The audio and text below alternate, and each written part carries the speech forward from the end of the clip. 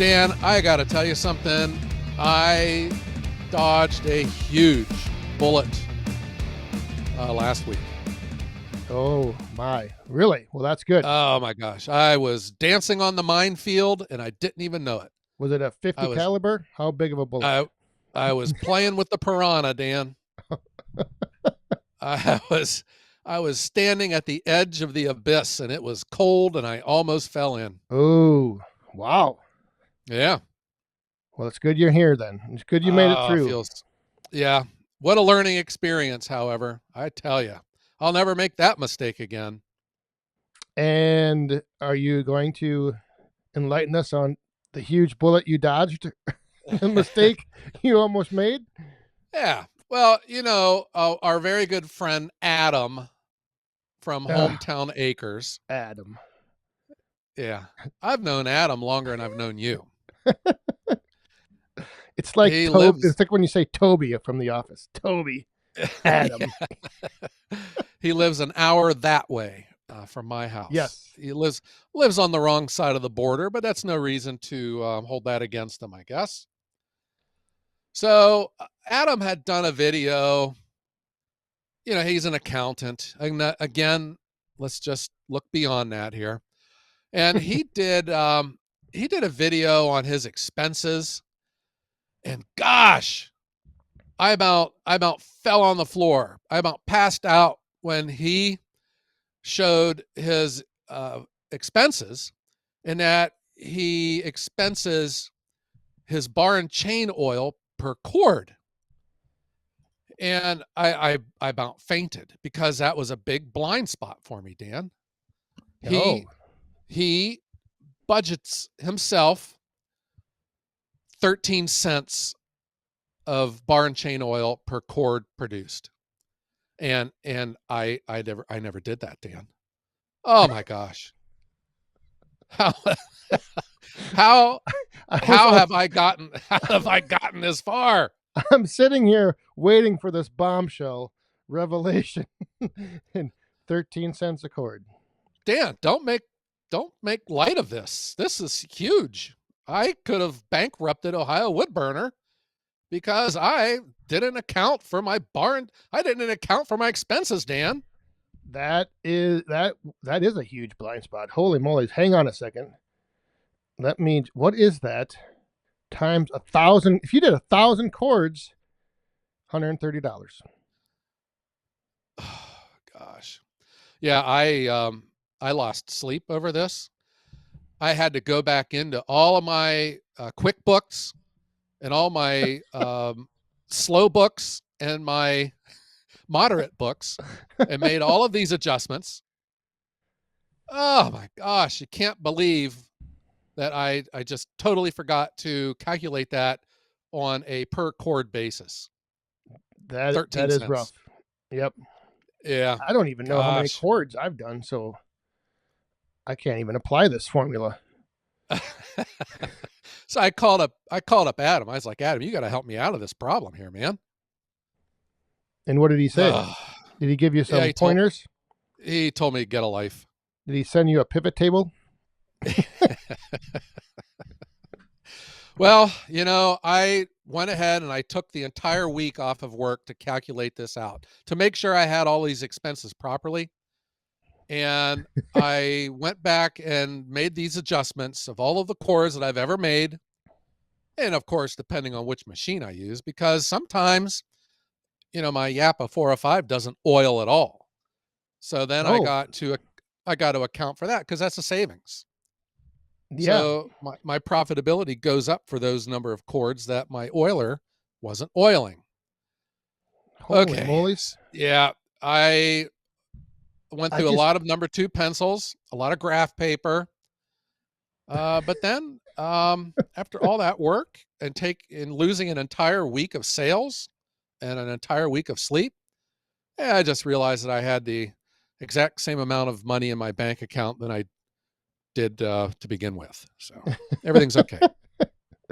So wait, was it 2 weeks ago when my cap on my chainsaw and the bar lube reservoir fell off and my whole tank drained out? So you're saying that saved me money then? Or no? You're giving me a headache now. Yeah, no. So I guess because when your 405 doesn't oil, it's not wasting it. I'm thinking Right. I didn't It's I not didn't I, using any at all. yeah, I was thinking I didn't use any oil when I ran that chain, but it all ended up on the ground. So Yeah, you used it because it all poured out onto the ground. yeah. And then it Yeah. also got me wondering, I don't account for spillage.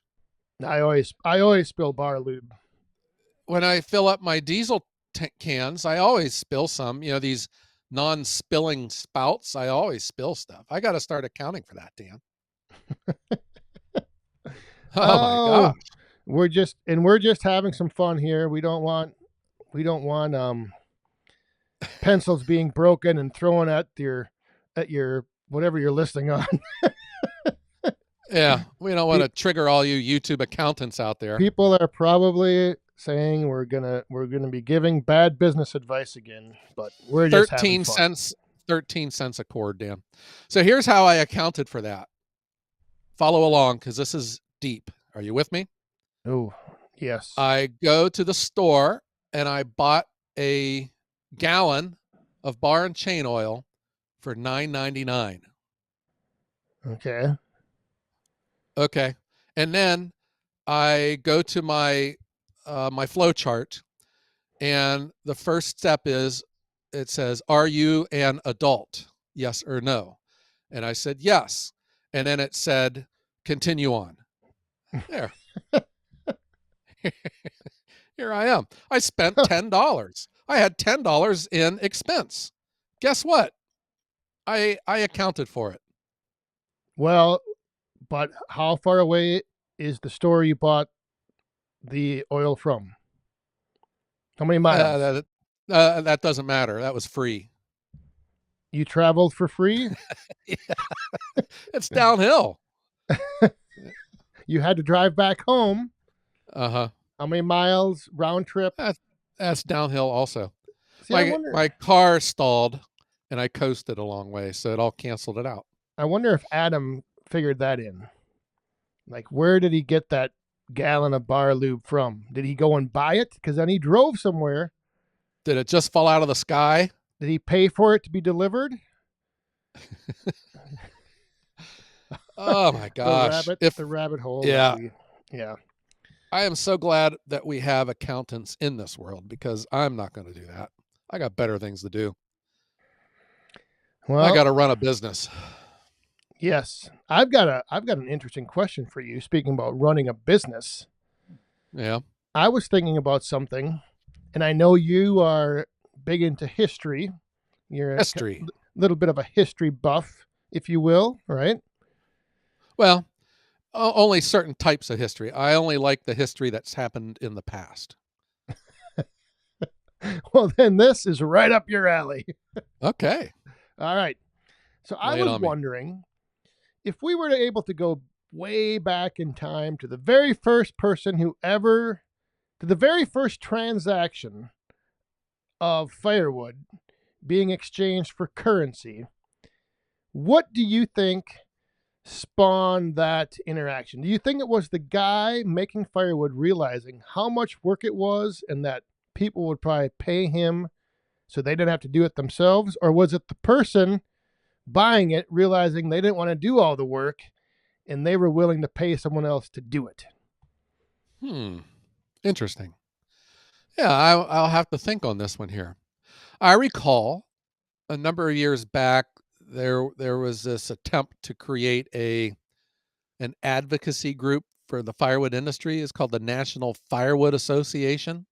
And they were selling T-shirts that said firewood, the world's second oldest profession. Oh. Yeah. Yeah. So chances are, whenever this first amount of firewood was sold, it was a long time ago. Yeah.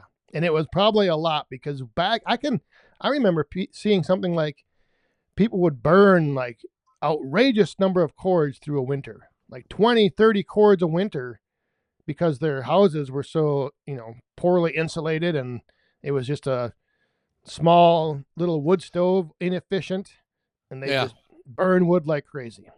I'd seen like when the settlers were building their log cabins, they would go out into this wooded area and cut down all the trees and build themselves a cabin. And then they would cut down trees to like build barns and fences. And then they would use that wood for their firewood.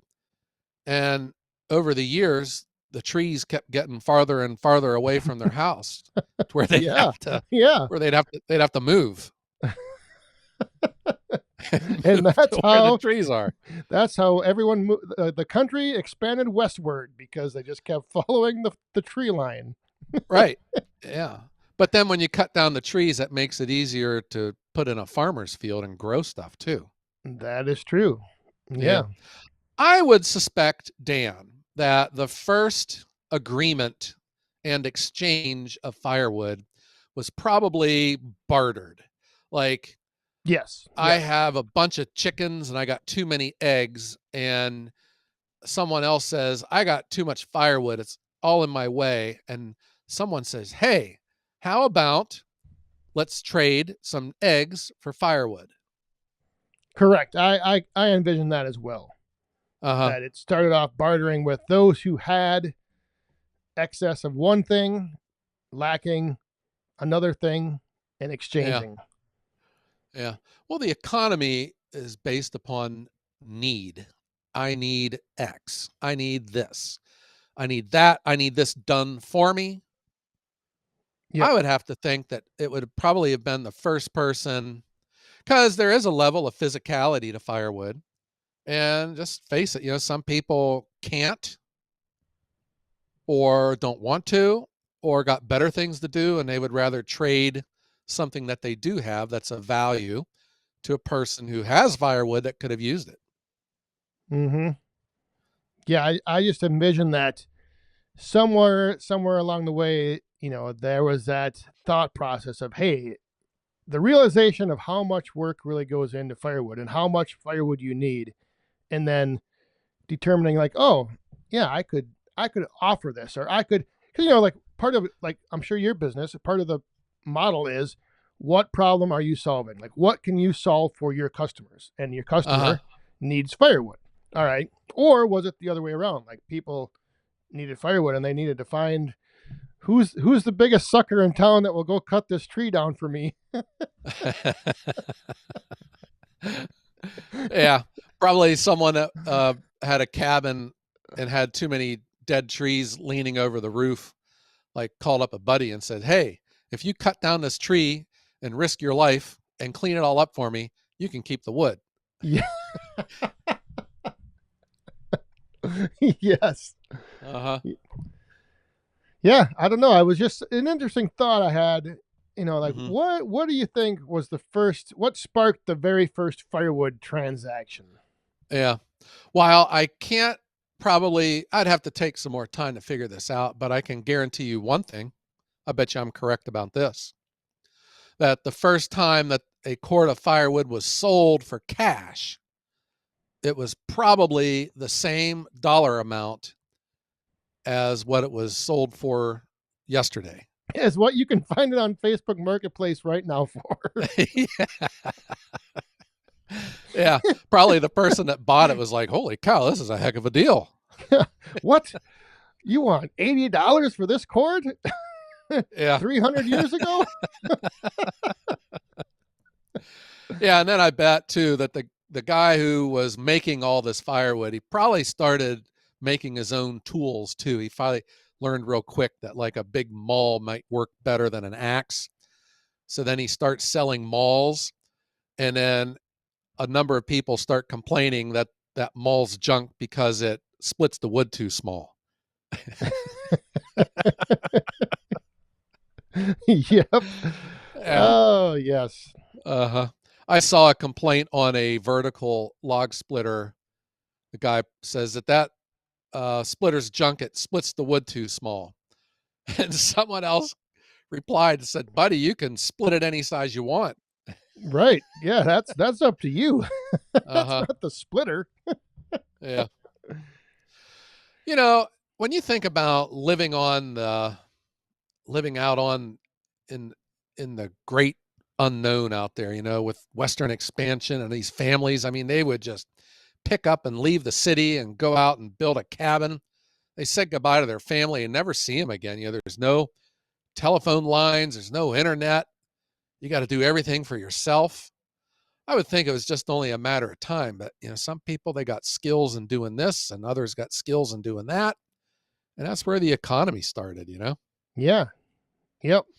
Yeah. I mean, back to your point about the mall, like I could envision that where someone's making firewood, another guy sees that he needs a better tool. He develops the maul instead of the axe, gives it to the guy cutting the firewood. It's just everything kind of just the way things like kind of spawn or like, I guess, innovate and evolve out of something like firewood. Yeah. When do you think the first firewood, though, was sold or traded, you think? I don't know. That's what it's, I don't know what got me thinking about this, but yeah, I wonder when, because way back in the early days, I mean, you needed a lot of firewood if you were, to make it through the winter. I mean, holy crap. I don't think any of those cabins had EPA stoves either. These super high efficient No. efficient stoves. All your heat's going up the chimney. Right. So yeah, I think I remember someone saying, or I saw somewhere where like a family could average like 20 full cords a winter. Yeah. Well, they use it in the summertime too, because you cook with it. And then you cook with it. Right. I mean, that's a lot of firewood to be made. And if you want a hot bath, that's it's probably all why firewood, huh? They had 15 kids. To do all the work for you. You got to have 3-4 kids for each thing. Farm the fields, do the firewood, tend to the animals. Yeah. Uh-huh. Yeah. Well, there's definitely a market for it back then. It seems now that there's different markets for firewood because not everyone needs it for heat. Right. Some people like it to cook with. Some people like it just to look at a fire on a Saturday night. Yeah, I would say the market's almost flipped. It started out from heating, and now heating is kind of like not maybe the only thing firewood is sold for. Yeah, well, that is what I try to do. I try to avoid people that use it to heat with, because they're cheap like me. They want a deal. Yeah, they want a deal. Yep. I got a guy I talk with. He sells, like split and sell firewood. He talks about when he goes to deliver, it's like a sense of anxiety for him when he dumps the wood on someone's driveway and they haven't paid yet, that he may not get paid. That the person might say, I ain't buying that stuff, thinking that the guy's just going to leave it and leave. Oh, yeah. that would be a little nerve rattling. As that dump trailer's going up, you're waiting for the person to come out with the cash, and then maybe not. And then you think if you're going to make them pay for it before you dump it, then you kind of feel like you're being rude or something. That's why I take credit cards.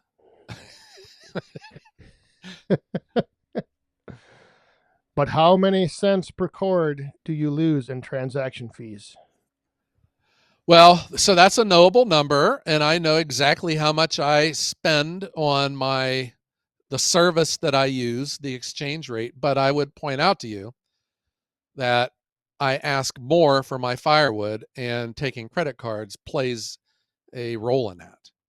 So the extra amount that I'm charging for that is more than what I'm spending to have this credit card service to process my credit card payments, but it's still an expense. I see it and it hurts when I think about, wow, that could have been extra money in my pocket. But then I also think, well, I wouldn't have been able to sell my firewood for as much as I do if I was just taking cash. Yep. Yeah. And it's much more convenient for the customer. Oh, yeah. I mean, that's why you do it to begin with. Yeah. Yeah, you better believe it.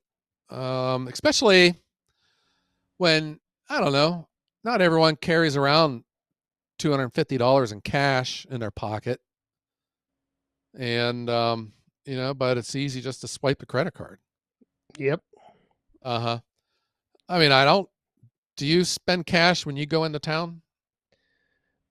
No, I don't go into town often, but yeah, when I do, that I am very seldom carry a lot of cash on me.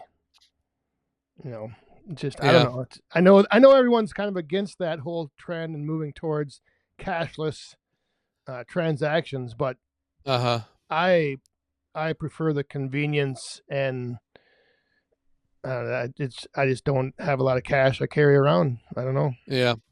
The state of Ohio they're trying to pass a law to mandate small businesses take cash. Yeah, which I don't know. Big government, I guess, telling us what to do. I remember, I'm not that old. No, wait, how do you say this?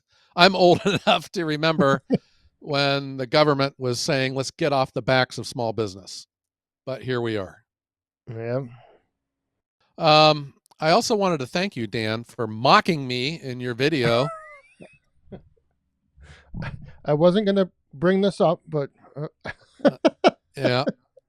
I am dealing with a significant snow event down here, and you are making light of it up there in your balmy part of the world that you live in.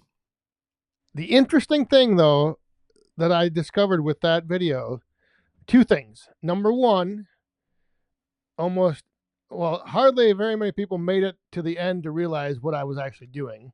But then, so everyone thought I was actually complaining. But then everyone connected the dots between my complaining and you. It was pretty insightful. Yeah, that surprises me because when you're as busy as I am, you don't have time to complain about the weather. Right. So. You hardly ever do. I don't know how they put those two together. Well, I'm here to tell you, it may have just been 2 inches of snow, but it was a wet 2 inches of snow, Dan. And heavy, yes. Wet and heavy. Yeah. Uh-huh. I know. Yeah. My big toe on my left foot was numb on that last delivery because of that 2 inches of snow we had. That's terrible. Jeez. Yeah. You better I'm gonna have to quit wearing tennis shoes when I deliver firewood. Yeah. Don't have your Crocs on when you're delivering. Oh my gosh. Well, Dan, so we have a couple weeks still going into the holidays. We're early December. The winter, even though it's not technically winter, it is on us, man. And we're going to be in single digits this week. And I think I can get kind of lazy when it comes to getting ready for winter because I have to be motivated to do it. And a blast of single digit weather, gets me, the truck's facing the correct way in the mornings and my ice scraper's ready and getting the trucks loaded the night before. Yeah. Got to get that checklist, go through it, and mark them off. So are the hazards of a firewood delivery service. But even when I'm delivering in snow in my tennis shoes, I'd rather deal with that than sitting in my cubicle trying to get my 0.2 up to a 0.4. Yeah. That is true. I would rather deal with trying to find my 13 cents in a snowbank than to go sit back in my cubicle again. Yep. Well, I don't know. I'm not in a cubicle, but I'm at a standing desk. So. Adam's video, he had his numbers on the screen. I was squinting to see it, and it was 13 cents. Doesn't that seem a little low for bar and chain oil per cord? I don't know. Is it 13 cents? I have no So that idea. means if you do 10 cords, you've only used $1.30 in bar and chain oil. And let's just say it costs $10 a gallon. I don't know. Yeah, that does actually seem a little low because you wouldn't be hardly using any. I'm going to call up Adam, tell him to turn up the wick on his oiler. Yeah, his oiler needs adjusting. Yeah, he's going to prematurely wear out his bar and have to spend all that money he saved on bar and chain oil and buy himself a new bar. And then what line on your spreadsheet are you going to put that on, Dan? Oh. And then what about the taxes? Oh my gosh, that is the $20 question. Was that on the spreadsheet? I didn't even see. Yeah, that's a good question. Yeah. What about the taxes, Adam? Oh boy.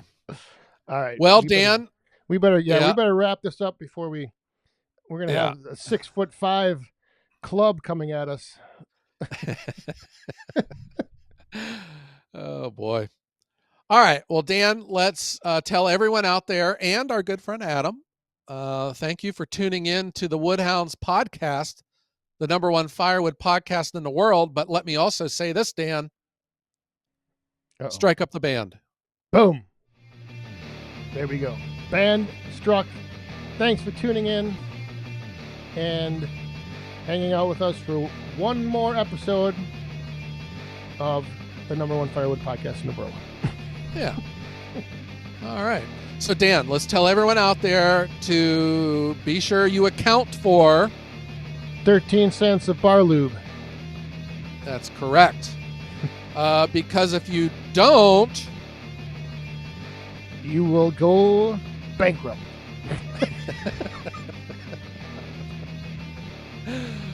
Oh boy. And if you're having problems in bankruptcy, it would be hard for you to have a great day.